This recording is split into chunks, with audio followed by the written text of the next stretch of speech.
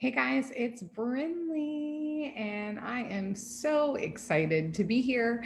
I'm really excited about tonight's topic too. So, this topic kind of hit close to home, and it's interesting how this topic came to me because sometimes, not all the time, someone will reach out and ask me, for advice on something. And in this instance, she asked me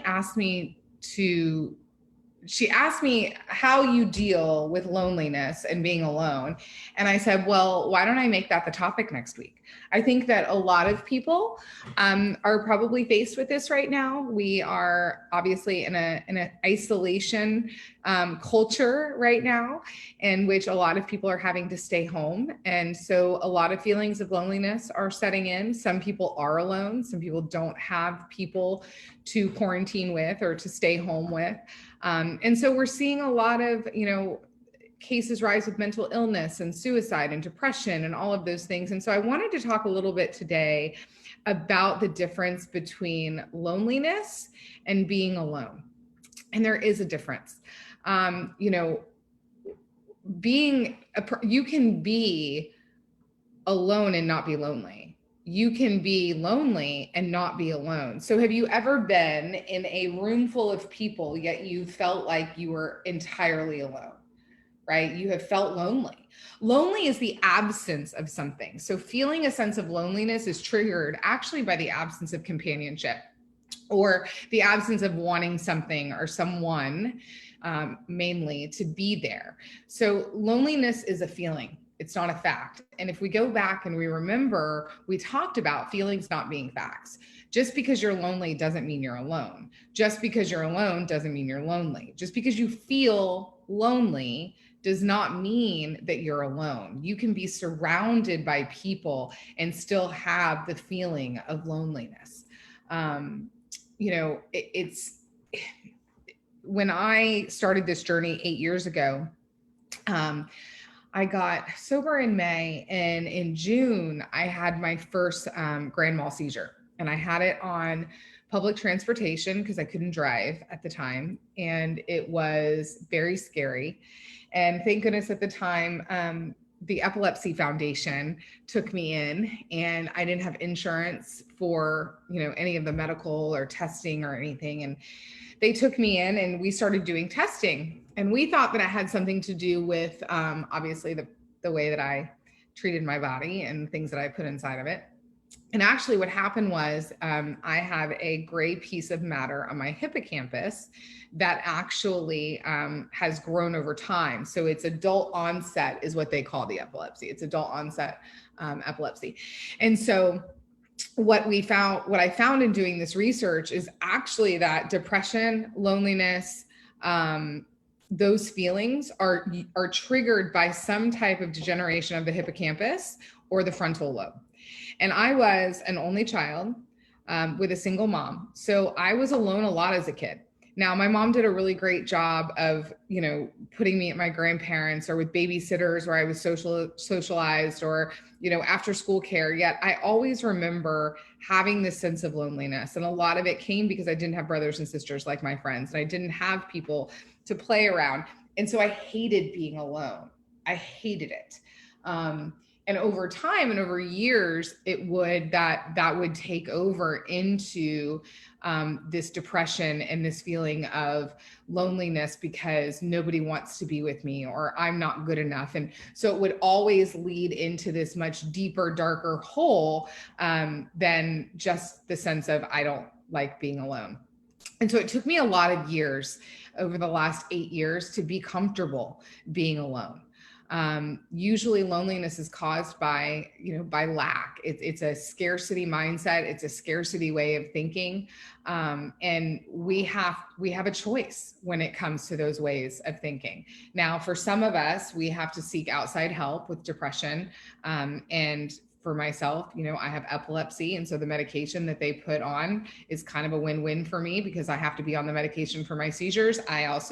It helps with depression and loneliness and anxiety and all of those things. And actually we thought, because I get what is called an aura before my grand mal. So I know that the seizure is coming. And we thought my auras were anxiety attacks before I was diagnosed with epilepsy and before I had my first grand mal. So, it's interesting what the body and the brain can do.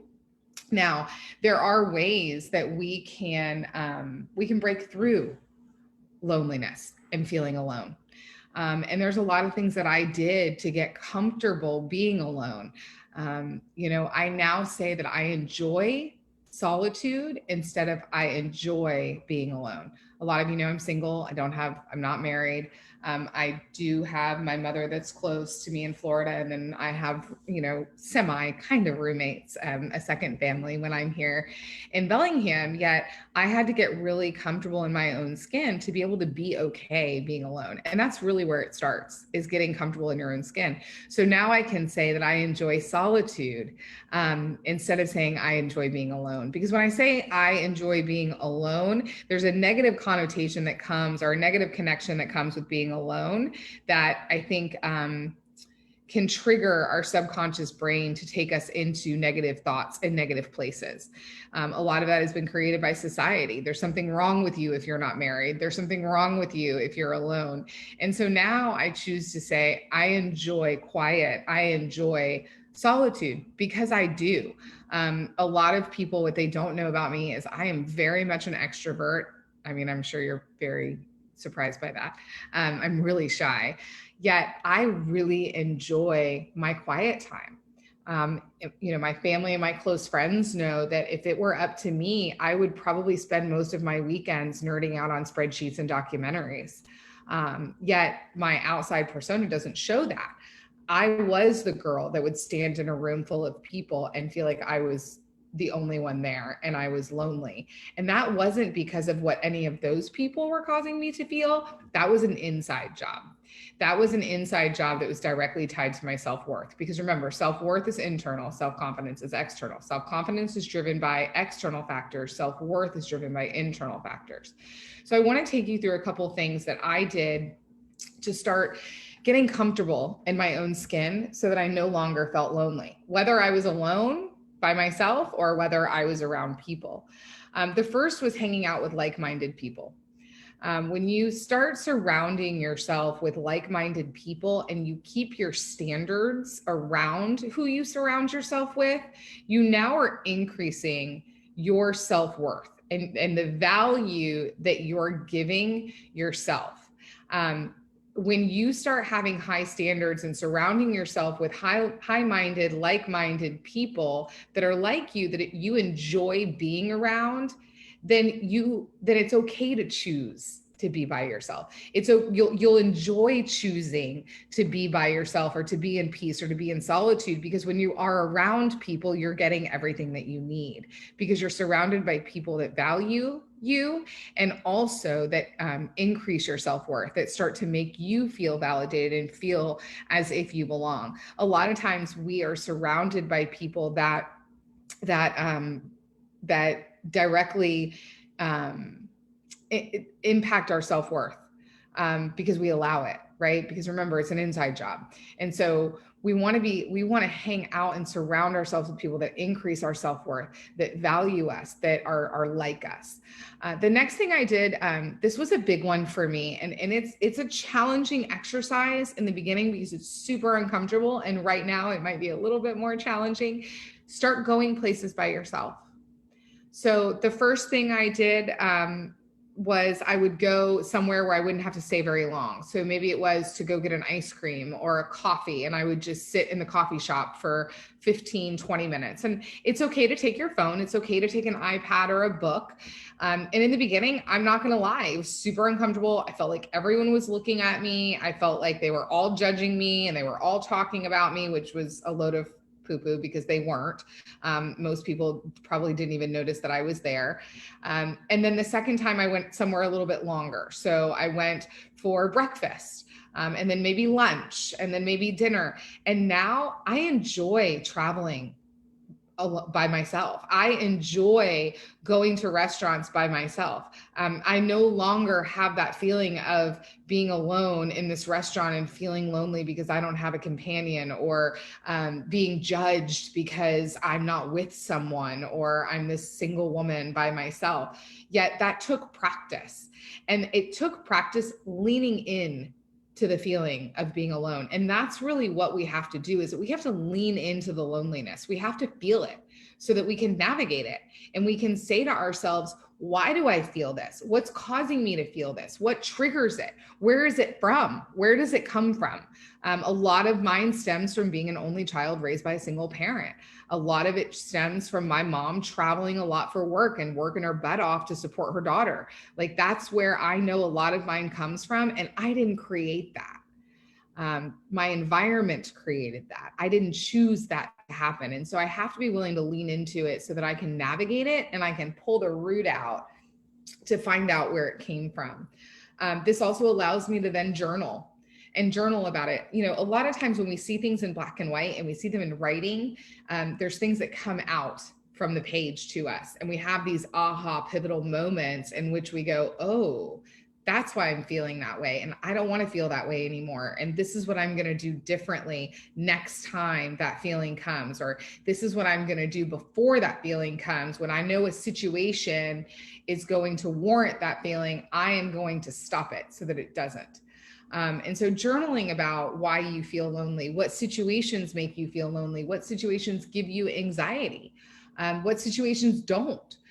Who are people that you can surround yourself with where you do feel comfortable? If you could take all of those people and put them in one room, and you could walk into that room and not have social anxiety or not feel alone, who would they be? And those are your people. Those are the people that you want to spend the most time with, so that you can continue to get comfortable being around people, feeling valued and not feeling alone. The next is your mindset.